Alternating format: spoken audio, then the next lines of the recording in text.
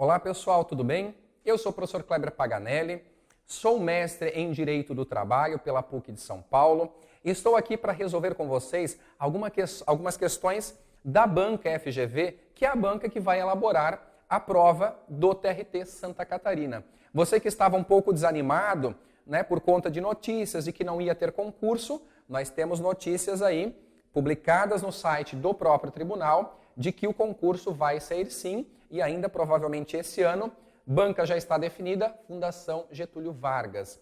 E, portanto, neste momento aqui eu vou gravar vou trabalhar com vocês algumas questões da FGV. Obviamente que as questões que nós vamos trabalhar aqui não são questões de TRTs. Por quê? Porque a FGV ela não tem tradição em aplicar provas para TRTs, para Tribunais Regionais do Trabalho. No entanto, nós vamos utilizar questões aqui. Eu vou trabalhar umas 10 questões envolvendo o direito do trabalho. Então fiquem atentos aqui para você perceber como essa banca cobra as questões envolvendo a matéria. Mas antes disso, eu também gostaria de chamar a atenção de vocês para o seguinte aspecto. Vejam, no último concurso, em 2013, várias vagas foram ofertadas, desde analistas com várias formações, analista judiciário, portanto com formação em direito, oficial de justiça avaliador também formação em direito, área administrativa, aí qualquer nível superior em qualquer área, contabilidade, tecnologia da informação, estatística, pedagogia, até engenharia civil. Então, vários cargos foram ofertados em 2013. Remuneração básica, inicial, R$ 7.500, arredondando, E também tivemos paratécnicos, vários paratécnicos. Você aí que pretende uma carreira em TRTs, é bastante interessante. Ensino médio, basicamente, Remuneração inicial, R$ 4.600, aqui arredondando. Então, fiquem atentos porque esse próximo edital, certamente ele também vai trazer várias vagas, a exemplo do que aconteceu no último. É claro que ficar especulando muito essa questão de vagas, quantidades, cargos, etc., é ficar muito no campo hipotético, O que nós temos de já concreto é que será a FGV a banca. Então, vejam só, eu vou trazer aqui algumas questões da OAB, porque quem elabora a prova da OAB, para ingresso na OAB, para quem é bacharel em Direito e quer se inscrever nos quadros da ordem, tem que ser aprovado no exame da OAB. E para isso, quem faz a prova é a FGV. Então, algumas questões da FGV, para que você possa perceber como vem sendo cobrado lá para a OAB. A primeira questão que eu trouxe aqui é uma questão sobre FGTS. E geralmente esse é um assunto que consta do conteúdo programático dos editais. Veja só, um aprendiz de marcenaria, ele procura um advogado para se inteirar sobre o FGTS que vem sendo depositado mensalmente pelo empregador na sua conta vinculada junto à Caixa Econômica Federal, na razão de 2% do salário, e cujo valor é descontado juntamente com o INSS. Então vejam, é um aprendiz que tem recolhido lá 2% de FGTS sobre o seu salário e esse valor é descontado lá da sua folha de pagamento junto com o INSS. Pergunta, com relação ao desconto do FGTS, a afirmativa correta. Vejam, FGTS, primeiro ponto que a gente tem que observar, não é desconto. FGTS é um direito do trabalhador, é um recolhimento a mais que o empregador faz. E esse recolhimento a mais, em regra, é de 8% sobre o salário do trabalhador. E que não pode ser descontado. Pelo contrário, é algo que é recolhido em favor do trabalhador. Muito bem. A alternativa A diz o seguinte, o FGTS deveria ser depositado na ordem de 8% e não poderia ser descontado. Bom, com a simples informação que eu acabei de mencionar, você poderia dizer, deve ser essa alternativa. Só que aqui tem uma pegadinha boa. Se em regra o FGTS, a alíquota é de 8%, tem uma exceção importantíssima, em que a alíquota não será de 8%, e sim de 2%. Isso se aplica a quem? Aos aprendizes. E é exatamente o caso da questão. Como ela é um aprendiz, a alíquota de recolhimento não é de 8%. A empresa vai depositar não 8%, e sim 2%. Recolhe em favor do empregado e, obviamente, não pode descontar. Letra A não é. Letra B, a empresa, por se tratar de aprendiz, somente poderia descontar metade do FGTS. Não tem nada a ver, não pode descontar nada. C, a empresa está equivocada em relação ao desconto. Exato. pois o FGTS é uma obrigação do empregador. Exatamente isso. E nesse caso, por se tratar de aprendiz, inclusive a alíquota sim seria de 2%, como está no enunciado.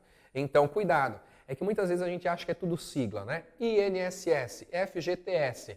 O INSS, sim, a contribuição previdenciária é retida, descontada e repassada para a Previdência. Agora, o FGTS não. É recolhido em favor do trabalhador. É, como dizem por aí, né, é um plus a mais que a empresa recolhe e deposita lá junto à conta dele perante a Caixa Econômica. Beleza? Questão número 1, resolvida. Questão número 2, também uma questão da OAB, e ela diz o seguinte: Pedro é empregado da sociedade empresária. FGV sempre faz assim, sociedade empresária, para dizer respeito a empregador. Pedro é empregado da sociedade empresária X, e em determinado mês ele recebeu diárias na ordem de 70% do seu salário, sem ter prestado qualquer conta ao empregador. De acordo com a CLT e o entendimento consolidado do TST, assinale a afirmativa correta. Atenção, toda vez que o examinador coloca segundo o entendimento do TST, ele vai cobrar algum aspecto que está relacionado a alguma súmula ou alguma orientação jurisprudencial do TST. Então, você que está estudando, já fique atento. Você precisa obrigatoriamente estudar as súmulas do TST e também as OJs. Há no site do próprio TST um caderno de súmulas e OJs. É um arquivo em PDF bastante extenso, que você que se cadastrou no nosso site, você vai receber por e-mail esse caderno de súmulas e OJs. Então, leia, porque sempre vai aparecer questões de súmulas e OJs em prova. E isso aqui é um exemplo disso. Essa questão fala que o trabalhador recebeu 70% de diárias, sem precisar prestar contas. Segundo a CLT e entendimento do TST, assinale a correta. A diária na hipótese retratada terá natureza salarial na totalidade. A grande questão é essa, será que as diárias têm natureza salarial? E a resposta é, depende. As diárias terão natureza salarial se elas forem em percentual superior a 50% do salário do trabalhador. Neste caso aqui, veja, ela diz que ele recebeu diárias na ordem de 70% do seu salário. Neste caso, elas terão natureza salarial, sim. E aí, há entendimento simulado do TST que essas diárias corresponderão ao salário pela sua totalidade, pela sua integralidade. Porque às vezes poderia pensar que seria só a diferença, né, dos 50% para os 70%, mas não, é pela sua integralidade. Por isso a alternativa realmente é a letra A ser marcada aqui na questão 2, beleza? Diárias é um assunto que sempre aparece porque tem a ver com salário e remuneração. Sempre aparece em provas. Muito bem, mais uma questão aqui. Ela diz o seguinte: Luiz é empregado da sociedade empresária Braço Forte Limitada. Sua jornada é de 8 horas, desfrutando de 1 hora de intervalo. Bom, empregado que faz 8 horas e 1 hora de intervalo, a princípio está tudo certo. Em determinada semana, por necessidade do empregador, o Luiz trabalhou a jornada de 8 horas, mas sem desfrutar do intervalo. Em outra semana, ele trabalhou 7 horas contínuas, também sem intervalo. Bom, aqui ela mistura o assunto jornada de trabalho, a questão jornada de trabalho, intervalo intra-jornada e horas extras. Neste caso, ele diz, com base no caso apresentado, assinale a correta. Letra A. Em ambos os casos, o Luiz tem direito a hora extra. Quais são os ambos os casos? Ele está dizendo, o primeiro caso que ele trabalhou 8 horas sem nenhum intervalo, tem direito a hora extra? Tem, porque ele tinha direito a fazer 1 hora de intervalo. Todo aquele que trabalha além de 6 horas tem direito a no mínimo 1 hora de intervalo. E uma vez não concedida, ela vai ter natureza aqui salarial inclusive, com acréscimo de no mínimo 50% sobre aquela hora normal. Então, na primeira hipótese, é hora extra porque ele não fez o intervalo. E na segunda hipótese, que ele trabalhou não 8, mas sim 7 horas. Será que também ele tem direito a hora extra? E a resposta é sim, porque todo aquele que trabalha mais de 6 horas sem intervalo entre a jornada tem direito a 1 hora extra, sim, porque ele não fez o intervalo respectivo. E nesse caso, portanto, a resposta correta realmente é a letra A. Em ambos os casos, ele terá direito à hora extra. Beleza? Hora extra também é sempre um assunto bastante cobrado em provas.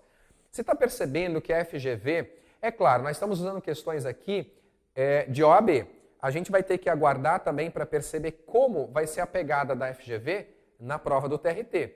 Mas perceba que geralmente aqui são questões envolvendo situações hipotéticas, historinhas. Né? Então você tem que aplicar o seu conhecimento, conhecimento que você vai ter estudando aqui com a gente, da teoria, da legislação e dos entendimentos do TST, de súmulas e OJs. Tendo esse conhecimento, é só você raciocinar e aplicar em questões. Vamos para a questão número 4. Maria trabalha para a Sociedade Empresária Beta e recentemente foi aposentada por invalidez. Aposentada por invalidez. Diante desse fato, a empresa cancelou o plano de saúde de Maria. Em relação à hipótese retratada e de acordo com a lei e o entendimento sumulado do TST, assinale a alternativa correta. Não tem como correr, você tem que ler súmulas e OJs do TST, aliás, tá? Nesse caso, uma empregada que se aposentou por invalidez, tinha plano de saúde, o que acontece? Na hora que às vezes o empregado mais precisa, a empresa cancela. A questão, ela poderia ter cancelado? Letra A. A sociedade empresária agiu corretamente, pois a aposentadoria por invalidez rompeu o contrato. Resposta falsa, porque a CLT diz no artigo 475 que a aposentadoria por invalidez suspende o contrato de trabalho. Então não rompe. Letra B. A sociedade empresária poderia, diante da situação retratada, e a seu exclusivo critério, manter ou não o plano de saúde. Não fica a critério da empresa, não. A empresa vai ter que manter o plano de saúde. Isso é por força de uma súmula do TST. Tá? Então a letra B está errada. Letra C. A sociedade empresária terá a obrigação de manter o plano por 12 meses quando terminaria a estabilidade da obreira. Não. Aqui ele está falando de aposentadoria por invalidez, ele já misturou a estabilidade, não tem nada a ver uma coisa com a outra. Então, errada a letra C. Letra D. A sociedade empresária se equivocou, porque o contrato está suspenso, devendo ser mantido o plano de saúde. Perfeito. É isso aqui mesmo, tá? CLT, suspensão do contrato, entendimento simulado do TST, que no caso da invalidez, a empresa tem que manter o plano de saúde. Então é a letra D de dado que deveria ser marcada. Beleza? Tranquilo. Aqui nós estamos dentro do assunto interrupção e suspensão dos efeitos do contrato de trabalho, que também é um assunto que cai bastante em provas, ok? Vamos para a questão número 5. A questão 5 diz assim: Jefferson, empregado, adivinha, da sociedade empresária, editora século XIX, resolve adotar sozinho uma criança de 5 anos de idade. Diante da hipótese, de acordo com a legislação em vigor, assinale a afirmativa correta. Uma situação simples, né? Um empregado resolveu adotar uma criança. Qual a idade da criança? 5 anos. Muito bem. Letra A. Nesse caso, Jefferson não terá direito à licença maternidade por falta de dispositivo legal. Está errado. Atualmente já há dispositivo legal, inclusive na CLT, tratando da matéria. Então, a letra A está errada. Letra B. Jefferson receberá salário maternidade, mas não terá direito à licença maternidade, porque a regra aplica-se apenas às mulheres. Está falso. Atualmente, em caso de adoção, o direito trabalhista é a licença, o empregado se afastar do trabalho, que vai ter como consequência a percepção de um benefício previdenciário, que é o salário maternidade, e em caso de adoção, também se aplica a homens que adotarem. Por isso que está errada a alternativa B. Letra C. Jefferson terá direito à licença maternidade? Sim, pois esse direito aplica-se à pessoa que adotar, ok? Independentemente do gênero. Perfeito, é exatamente a letra C que deve ser marcada. E aí você poderia questionar, bom, e o fato de ter colocado a idade lá, muda alguma coisa? Não muda, tá?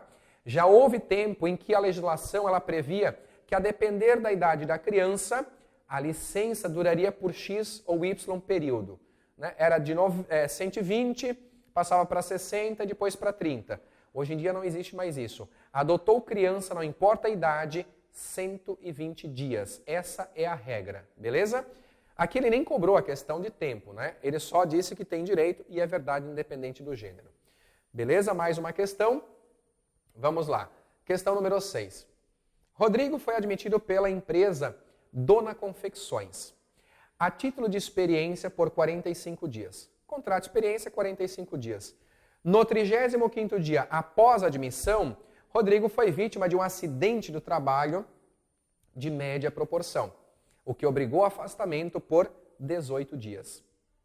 Vejam, um empregado que está no contrato de experiência sofre acidente de trabalho, nesse caso ele ficou 18 dias. Essa quantidade de dias é importante, tá?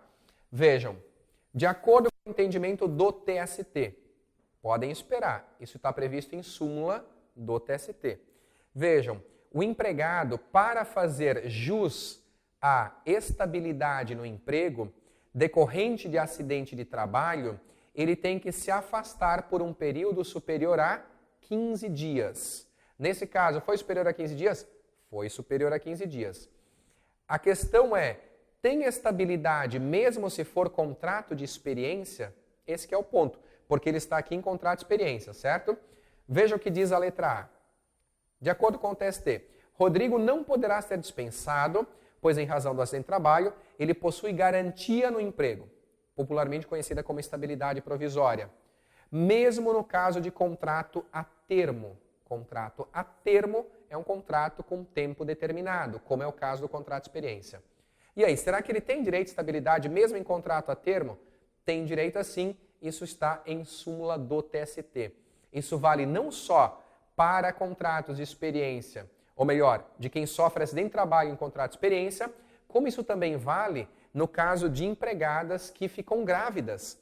Também tem estabilidade, mesmo em contrato de experiência, matéria acumulada no TST. Beleza? Então, era realmente essa letra A ser marcada.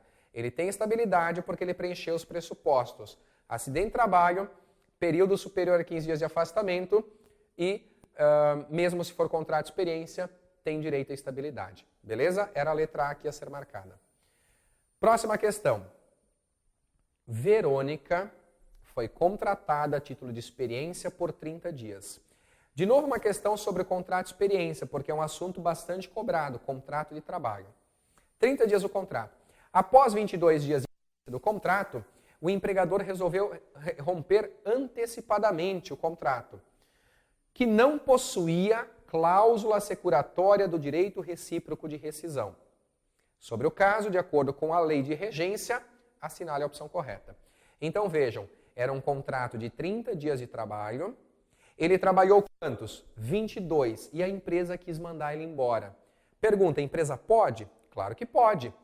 Ela tem que aguardar o término dos 30 dias, o contrato de experiência? Não necessariamente. Ela pode romper antecipadamente? Pode. Assim como o trabalhador também poderia. A grande questão é, e quais são os direitos a que ele faz jus nesta hipótese? E a resposta é, depende. Esse contrato de experiência, prazo determinado, ele tinha uma cláusula que permitia o rompimento antecipado? A essa cláusula a gente chama de cláusula assecuratória do direito recíproco de rescisão. É uma cláusula que assegura a rescisão antecipada, inclusive. Tinha essa cláusula? Resposta, não. Porque aqui diz claramente, o contrato não possuía a cláusula. Se há um rompimento antecipado por parte da empresa de um contrato de experiência sem a cláusula do direito recíproco de rescisão, o empregado terá direito a quê? Letra A. O contrato é irregular, pois o contrato de experiência deve ser feito por 90 dias. Falso.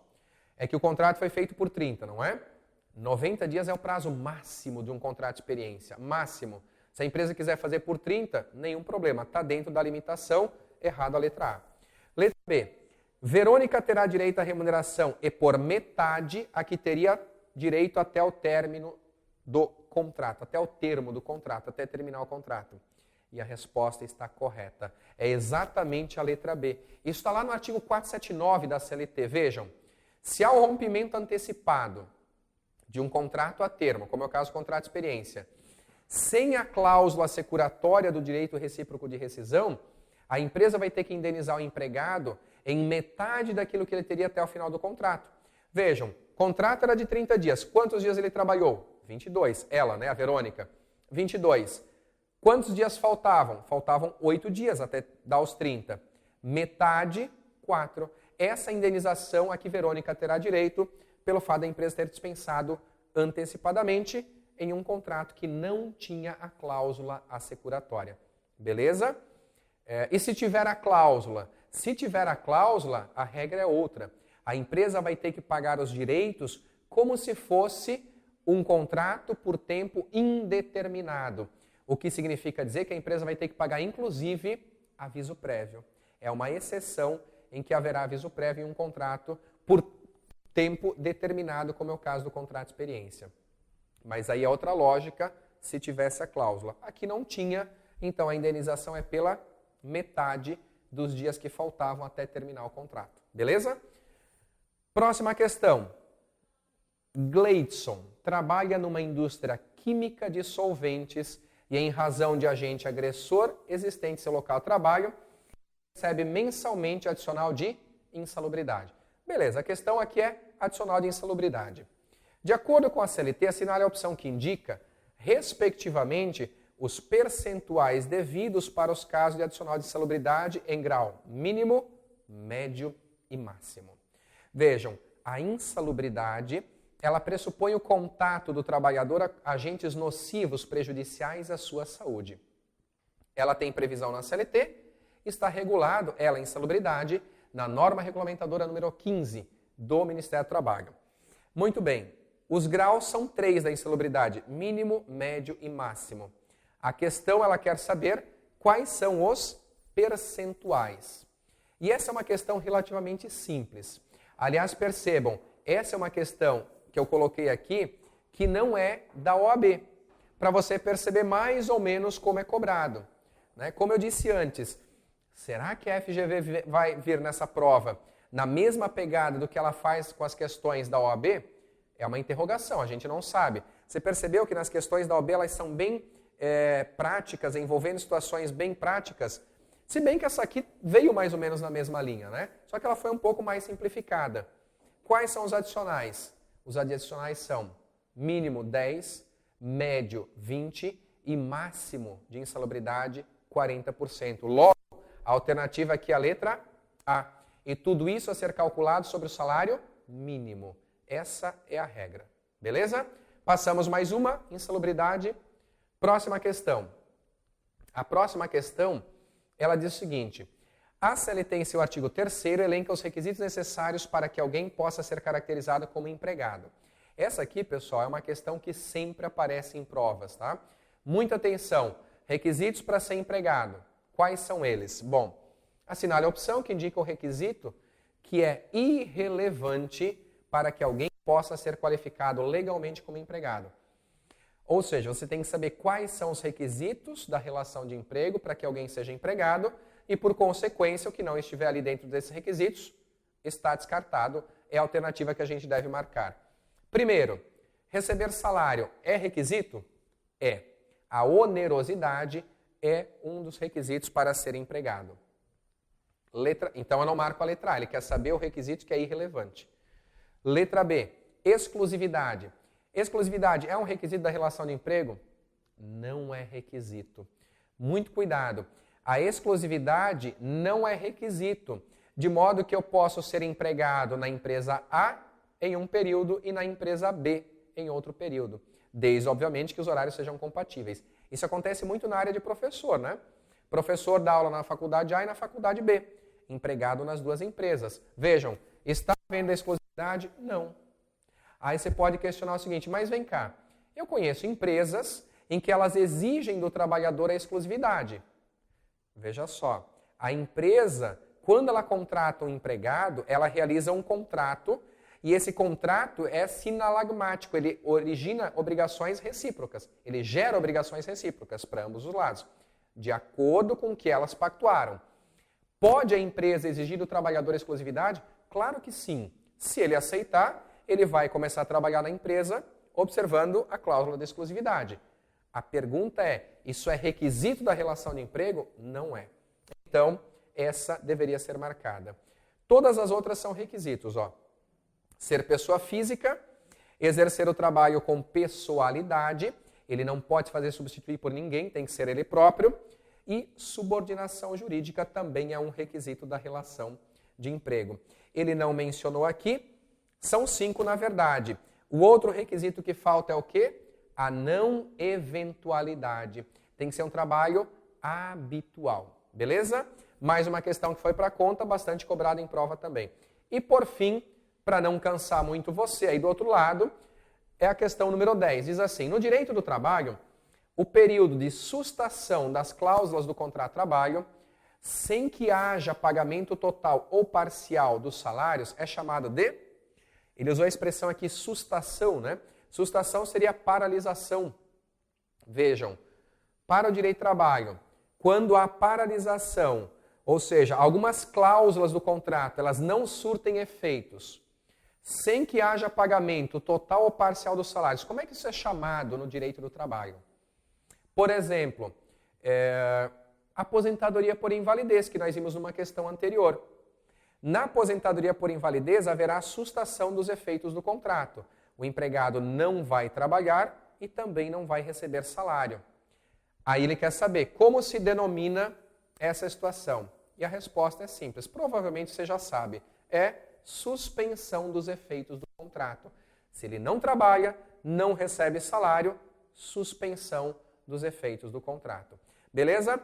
Eu penso que com essas rápidas 10 questões que nós vimos aqui, deu para você perceber mais ou menos como a FGV cobra questões em provas de concursos. E aí fica o meu convite. Entre em contato aqui com o curso, que você vai ter informações e, obviamente, nós vamos trabalhar o curso específico voltado para o TRT. Então já entre em contato, pegue as informações para que você já possa se organizar. Muito cuidado com a questão do prazo, né? O edital, segundo a informação lá do site do TRT, ele está na iminência de sair. Então fique atento, já começa a se organizar, você que está pretendendo o TRT, que nós vamos com força para essa prova. É um concurso bastante concorrido, então você precisa ficar bastante atento. Mas é simples, é só estudar. E aí, para passar, é só vir aqui para o Rico Domingues. Beleza? Um abraço a todos e a gente se encontra nas aulas aqui do curso. Até mais!